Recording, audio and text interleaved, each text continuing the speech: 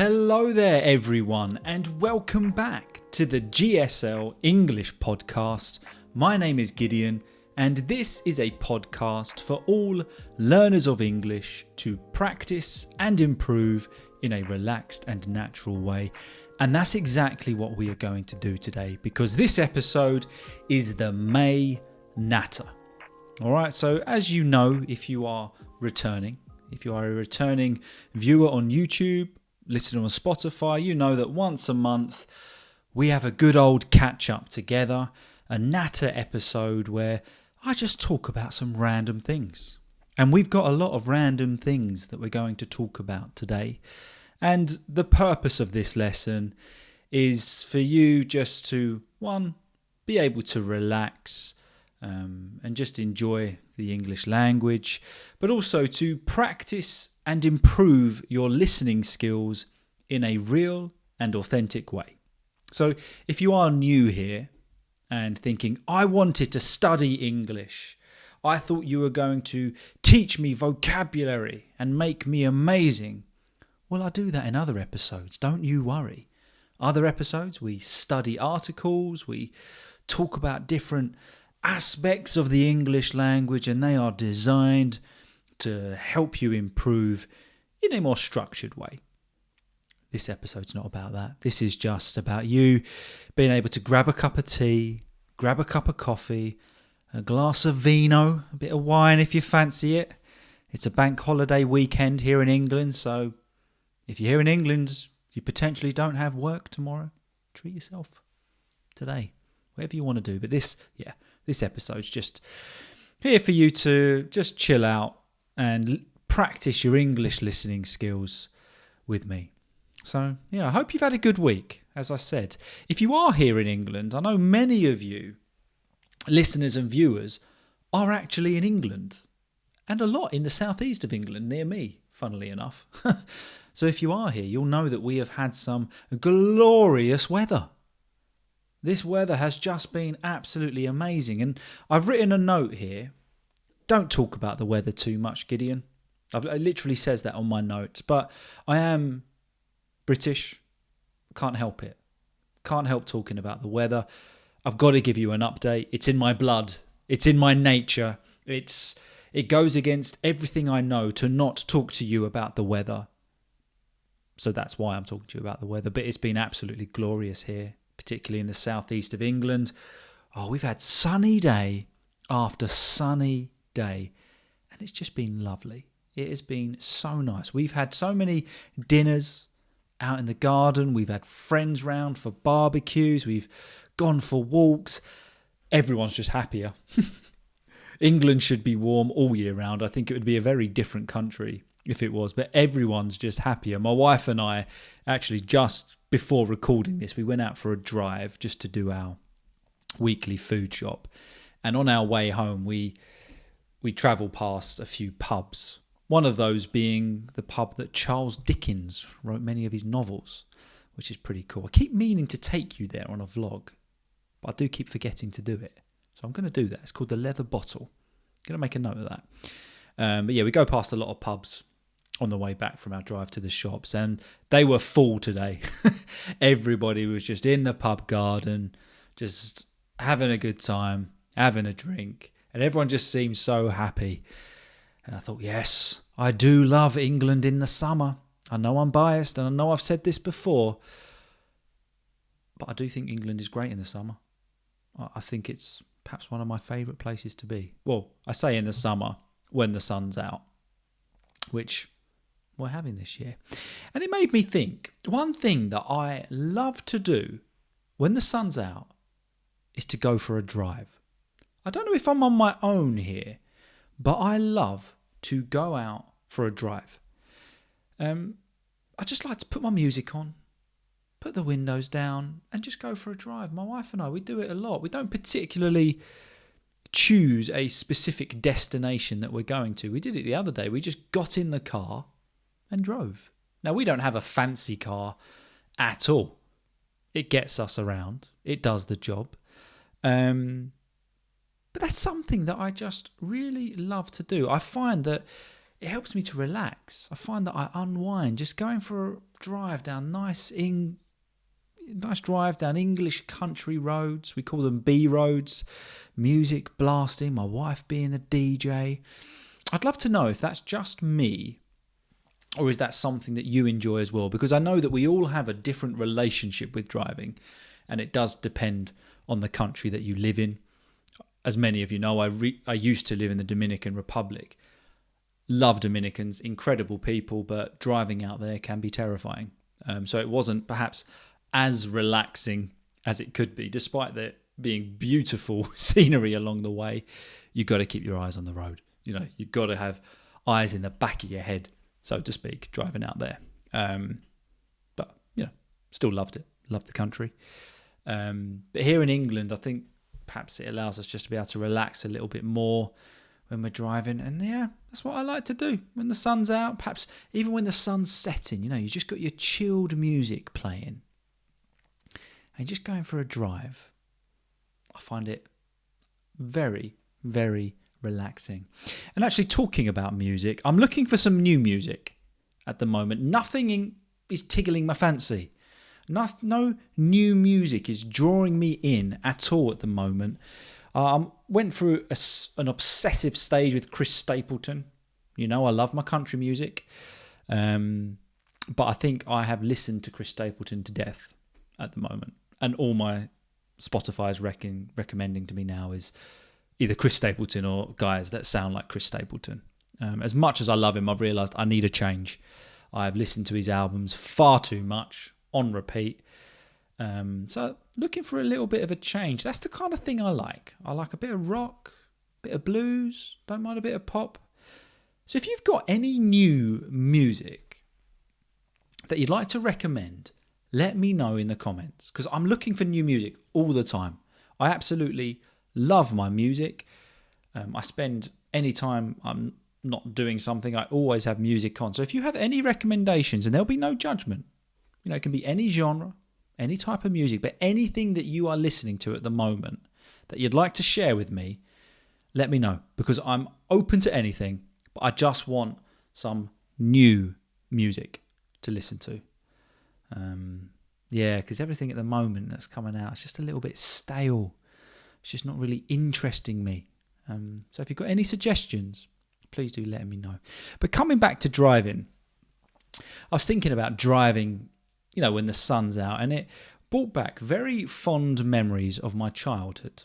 Now, when I was younger, well, no, she's not when I was younger. My nan still lives in Cornwall. So my nan lives in Cornwall, which is to the southwest of England, and it's probably my favourite place in England. I know anybody that's visited there, I know quite a few of you listeners, you love Cornwall. It's just, I just love it. It's so relaxed. It's so calming. You can go surfing. You can just chill out. Go to St Ives for a walk. Go to the beach. And we used to go visit my nan a couple of times a year. And she lived in a place called St Austell. I used to love going down there. But you know one thing, even as a kid, that I absolutely loved was the drive to Cornwall. Now, where I live, basically to get anywhere, you have to go around or at points have to drive on what is called the M25, which is the motorway that goes around London, and it's notoriously rubbish to drive on. Speed limits everywhere, it's always busy, and to be honest, I hate it. I hate driving on the M25, not because the standard of driving's bad, it's just boring. You get speeding fines. Well, I don't get speeding fines everywhere, but there are speed cameras everywhere that are there to catch you out. I don't know. I just don't like it.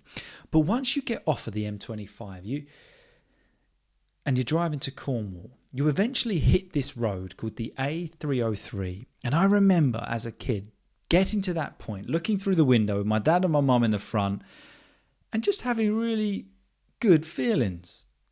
I mean, I just absolutely loved it. Driving down this road, just looking at everything going by. It's like kind of like a country road, but it's quite wide. It's nice and chilled. And my dad and I, we would always stop at this little rubbish burger van in this lay-by. It wasn't the best burger in the world, but it was kind of our ritual. It was our tradition. And I just remember it being this time of year in May. But that's the time that we always went, and the sun was generally always shining, and I've got such fond memories of that.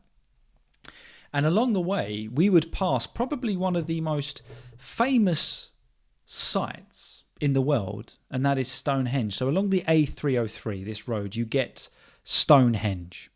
Now, you might have heard of Stonehenge. You've most probably, definitely seen pictures of it. Stonehenge is that weird thing in the middle of nowhere, basically a load of formed stones, and it makes no sense. Google says that it is a famous prehistoric monument located in Wiltshire, England, in one of the most iconic landmarks in the world. It is believed to have been constructed around 5,000 years ago. Now, when I was younger, you could just drive up and get as close as you wanted to Stonehenge. But now, of course, with the way the world is going and everything wants to charge you and take money out of your pocket, you have to pay. And if I'm right, it's not expensive. It's not cheap, sorry. It's quite expensive. It's like £20 to £25 to go and see Stonehenge now. I'll be honest with you. Unless you really, really want to see it. You get the idea from the road. I'd save your money and go for a nice pub lunch. But yeah, it's annoying, isn't it? Everything's like that now. You've got to pay for it, or you've got to put across some expense to enjoy things. But I remember as a kid driving past, and Dad would say, "Boys, look on your right." And it was Stonehenge.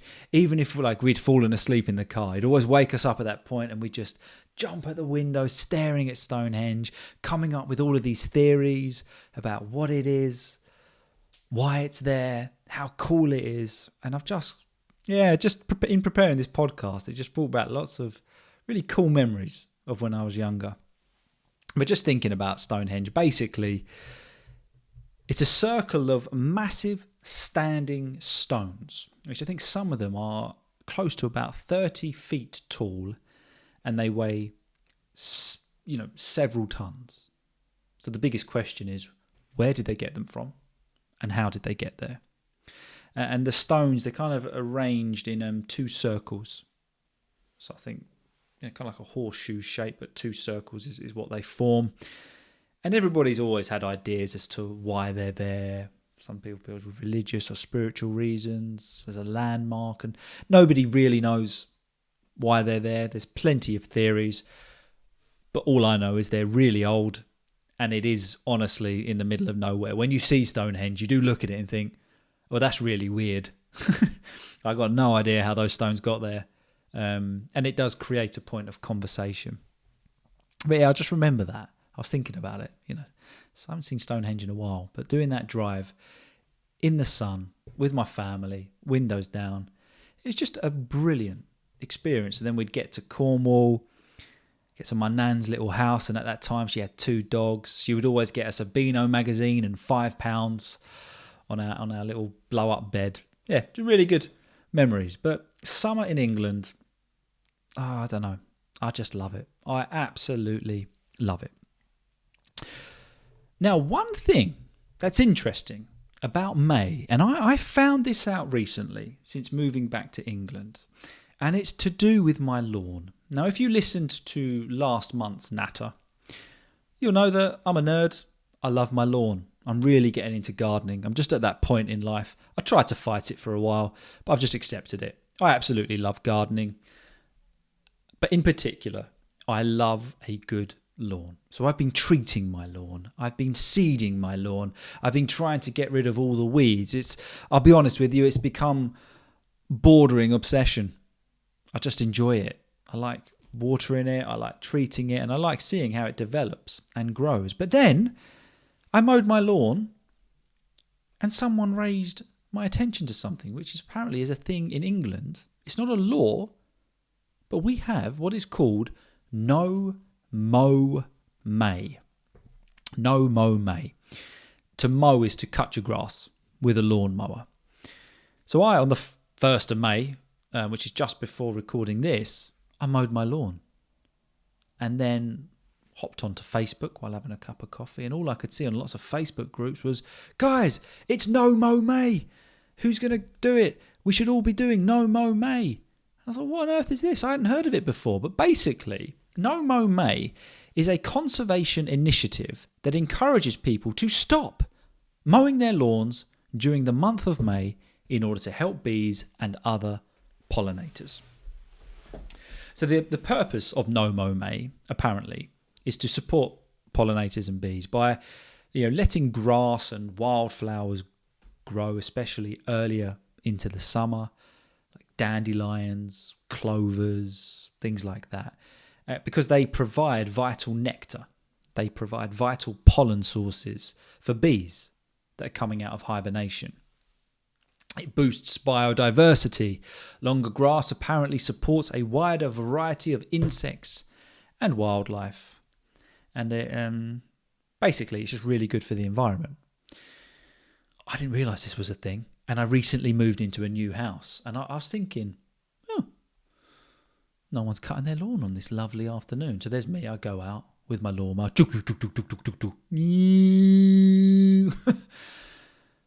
New neighbourhoods. No one else is cutting their lawn, just me. So now I think everybody frowns upon me because of No Mow May. So it's put me, I wrote down the idiom, it's put me between a rock and a hard place. I don't really know where I stand on this. As you know, I enjoy mowing my lawn, but does that mean all of my hard work is going to go down the drain? But the reality is bees are more important than the way my lawn looks. So for May, I guess I'm not mowing my lawn. I didn't know this was a thing. I honestly didn't know about it. But apparently, a lot of people are doing it. My parents are like, oh no, you can't believe you mowed your lawn in May. You heathen. What's wrong with you? You're an awful human. I look out the front of where we live. We've got a couple of green spaces. They're long already. No Mow May. So I'm pretty sure I've upset a few of my neighbours already. But who started it? I looked it up and thought, who came up with this idea for No Mow May? Which, great for bees. We need bees. They're coming out of hibernation. Let's give them some food. But for my own love of lawns, this is not good. It's going to be a difficult month. But the idea apparently began here in the UK with a group called Plant Life. And apparently it started to include countries like the US have taken it on board, and Canada. And basically the idea is, please stop mowing your lawn in May. And if you can, put a small sign up to let your neighbours know to stop mowing their lawn and see what grows. And I looked up, and part of it is to create the idea of what is a perfect lawn. When I think of a perfect kind of quintessential English lawn, it's got the lines down it with perfectly short grass, like you see at Hever Castle, at Leeds Castle, things like that. But maybe that's not the perfect lawn anymore. Don't know. I feel like I've been spending too much time on this Natter talking about lawns. But now you've learnt about No Mow May. So if you want to talk to someone about something in England, it's No Mow May. There you go. But yeah, summer here in England, it's just been lovely. I'm absolutely loving it. Now, one thing I wanted to say at this point in the podcast is thank you for the support on recent episodes, guys. Our views are going up quite well at the moment. So two episodes ago did very well for me. By the way, let's just state that. Compared to other channels, not great, but for me, the views are up and I'm really happy about that. So the last kind of 4 episodes have done really well and we've grown as a channel. We just hit 40,000 subscribers, which I'm over the moon about. I'm so happy about that. But genuinely, from the bottom of my heart, thank you for all the support, for the views, for the listens on Spotify. I've been really touched. It always surprises me that people even listen to this podcast, that watch me on YouTube. I genuinely started this just as a bit of a hobby, and I, excuse me, dying there. What was I saying? Yeah, I started this podcast just as a way of presenting the English language in a relaxed and natural way. Oh, excuse me. Oh, I'm not getting emotional, I promise. I just had a bit of dust go to the back of my throat. But yeah, I started this podcast just to help you guys with the English language. I realised there was a bit of a gap because there was all scripted podcasts for learning English, but there wasn't as much for perhaps just conversation for real, natural and authentic English. And that's what I try to do with this podcast. But I realised it's not the most professional, let's be honest. We're not the best out there, but we're growing at the moment. And yeah, I honestly can't believe it. I'm getting to the point where, we can start taking this more seriously if I stop coughing on it. Excuse me. Now, this is what I'm talking about, the professional element. I should probably cut the coughs out, but I don't know. We'll see. Maybe I'll cut the coughs out. I don't know. We'll see. But yeah, it's getting to the point where I think, okay, we can start taking this podcast more seriously now. That as well as just being a hobby that I do on the side, as well as my other work, we're getting to the point where I could start thinking about perhaps this podcast, incorporating some of my work time into producing podcast episodes. Because at the moment I do this all in the evenings and at weekends. And it is a lot of work. I know that, as I said, I try to present it in a spontaneous and authentic way, but there is planning that goes into that. I've got to have notes, I've got to have the articles to read, fact checked, and just making sure it's all okay and to the best of my ability that I can present that.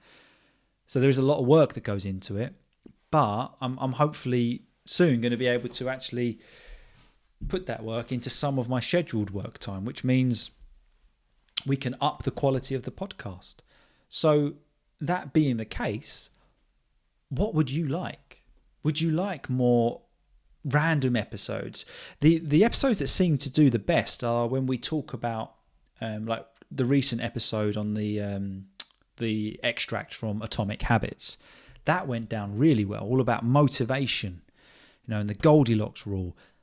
You guys seem to prefer that kind of stuff, which gets us thinking in a new way. So as well as learning English, improving our vocabulary, learning idioms and phrasal verbs and things like that, I get the impression that you really enjoy also discussing, I guess, different perspectives, different views on things, how we can approach learning from a different angle, how we can be more confident.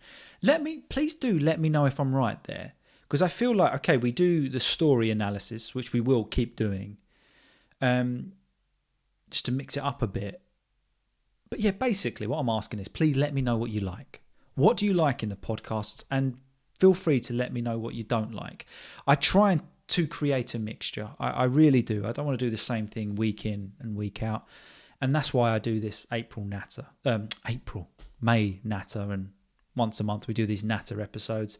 It's not just for me to have a week off, Okay, these episodes are easier. I do enjoy just chatting away, but I try to create things that will be varied each week. So now that we are growing, I do hope to put more effort into the podcasts and take it to the next step. But to do that, I would love to genuinely know, what is it you want? I want to give you the best that I can. So let me know, what is it you want? What do you like? Now, recently, in some private lessons, we spoke about injuries. It was a fun lesson. We spoke about injuries, talking about injuries, and then just, expressing about different injuries that we had with some students.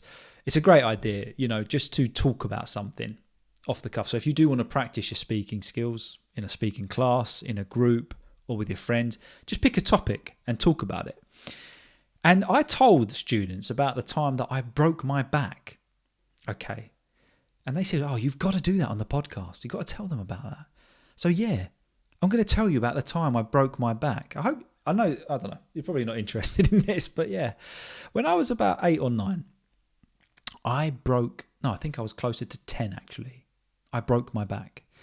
So every year in summer, actually it was around May or June, my parents would throw a summer party for my brother and I. So we'd get all kids over in the village, all of our friends and people they knew.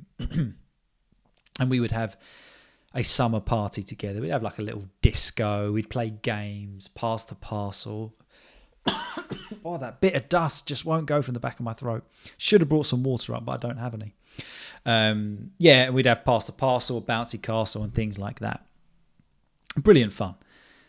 And then one year we had this entertainer that came, and he was brilliant. And for his games, he kind of bought this massive parachute. It's all I can describe it as. This huge piece of material. And we'd play games where you'd kind of shake it while people ran underneath, and you'd take it in turns trying to get to the other side and spinning round on it, blah, blah, blah. And it was my summer party. I was all hopped up on entertainment. And when I was younger, I guess I liked a little bit of the attention. So I said to all my friends, hey, why don't I sit in the middle of this huge piece of material, just like imagine like a parachute on the floor. If you guys spin around and then pull it, I will spin really fast in the middle. There's probably about 20 kids. And they said, oh yeah, Gideon, do it. You're amazing. So that went straight to my head. I thought, well, yes, I can entertain. I will do it. So I went and sat in the middle of this large piece of material. My friends span round and they kept spinning and kept spinning. And then the idea was that they all pull straight back and I will spin in the middle, which they did. But unfortunately for me, my top half of my body stayed in one position, but my bottom half span round. Crack. And I broke a vertebrae in my back. And at that moment, I could not move. I screamed in pain, and my parents came running out, and let's just say that was the end of the party. Had to go to hospital, everything. I was in a back brace for 6 months.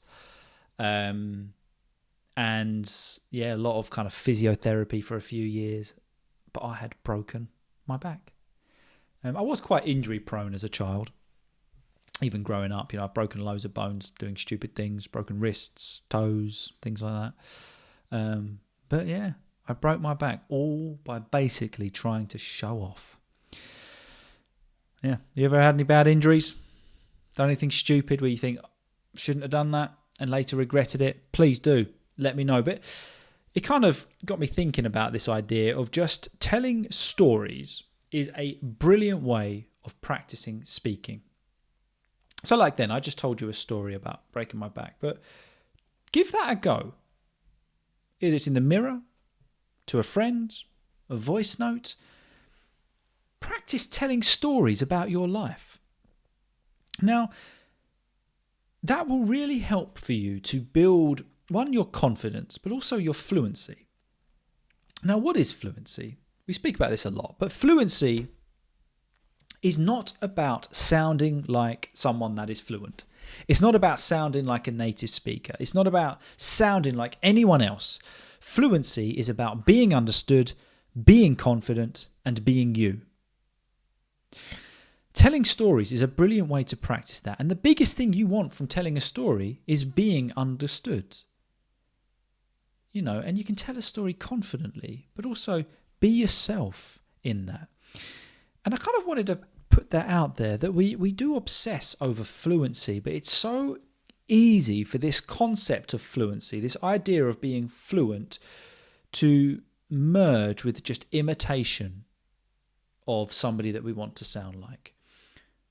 Be yourself when it comes to being fluent. Fluency is the idea of communicating in a way that is understood, that is clear, that flows, that is rhythmic. We can develop that in our own style. Okay, I'm not talking about, for example, you might listen to myself speak and you try and practice pronunciation and try and improve your accent or accent reduction. But fluency isn't about that. It's about being understood, being clear in what you say, but be yourself in it. Don't lose your identity in the pursuit of fluency. I see it so much, that sometimes we have to take it right back to what fluency truly means and then go on a different journey to try and reach that point. But fluency is not imitation. Fluency is you. It's being yourself and communicating in a way that sounds like you, but you can do so clearly and that is understood by others. That is what fluency is. Telling stories is a brilliant way to do that. We've all got stories. We've all got different lives. We've all had different situations in life. We've had different things happen to us. Tell that. Practice talking about it. No one can tell you your story is wrong. Okay, you might make mistakes grammatically. I've made mistakes in this podcast because I'm a human, because I'm imperfect, and there is no such thing as perfect English. Fluency is not perfection. And it can be overwhelming, this pursuit of English, this pursuit of perfection. One day at a time. We're on this journey. Just take it one day at a time. If you've listened to this podcast on a Sunday or a Monday, well done. You've done it today. You tried. Tomorrow, listen to something else. Read something else. Have a conversation. Just one day at a time. But don't lose your identity in the pursuit of fluency. Be yourself. You're amazing. You're awesome. Don't be afraid to tell stories about your life. Don't be afraid to talk about others. Yeah, it's great to be a good listener. But, be yourself and just be confident to tell others, to talk to others in English. And that is just such a great way of improving. So there you go. Hope you enjoyed the May Natter. Just a few points there that I've written down over the last month. And as I said at the beginning, the idea of this episode is just for you to be able to absorb the English language in whatever setting you are right now in just a relaxed and natural way to prepare you for when you visit here in England or other English-speaking countries, calls at work, whatever it is. That's the purpose of this episode and the podcast going forward. So thank you so much for watching. Thank you for listening on Spotify. You are all amazing. Can't thank you enough. And I'm really excited to see where this year will take us. All right. Have a good one, guys.